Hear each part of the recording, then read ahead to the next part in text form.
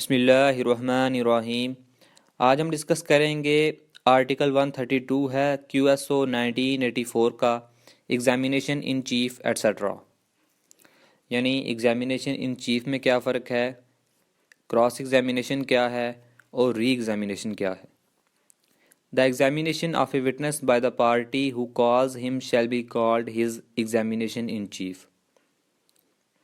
जब पार्टी अपने विटनेस को एग्ज़ामिन करती है, अपने विटनेस से सवाल जवाब करे ताकि उसकी स्टेटमेंट वगैरह ली जा सके, तो इसे एग्ज़ामिनेशन इन चीफ़ कहा जाता है। यानी पार्टी ने जो अपने विटनेस कोर्ट में पेश किए हैं, उन विटनेस से जब पार्टी ख़ुद कोई क्वेश्चन आंसर करती है, उनसे सवाल जवाब करती है ताकि उनकी स्टेटमेंट वगैरह रिकॉर्ड की जा सके, तो इसे एग्ज़ामिनेशन इन चीफ़ कहा जाता है। नंबर 2 है cross examination. The examination of a witness by the adverse party shell be called his cross examination.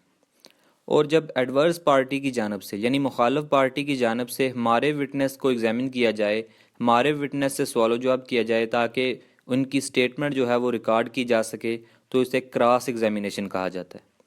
जैसा कि नाम से ज़ाहिर है, क्रॉस, इसका मतलब है कि मुखालिफ पार्टी हमारे विटनेस से कोई सवाल जवाब करे, उनसे जो है वो स्टेटमेंट रिकॉर्ड करने के लिए क्वेश्चन आंसर करे, या हमारा जो पार्टी है या हमारा एडवोकेट है वो मुखालिफ पार्टी के विटनेस से सवाल जवाब करता है या उनसे क्वेश्चनिंग आंसर करता है ताकि उनकी स्टेटमेंट रिकॉर्ड की जा सके, तो इसे क्रॉस एग्ज़ामिनेशन कहा जाता है। नंबर 3 है the examination of a witness subsequent to the cross examination by the party who called him shall be called his री एग्ज़ामिनेशन।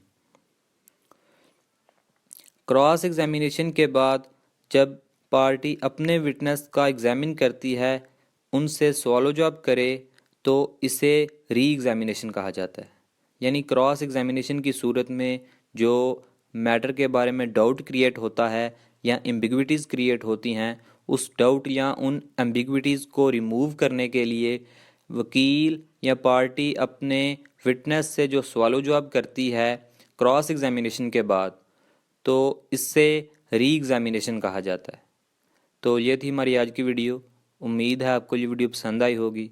अगर आपको ये वीडियो अच्छी लगे तो इसे लाइक करें, चैनल सब्सक्राइब करें। अल्लाह हाफिज़।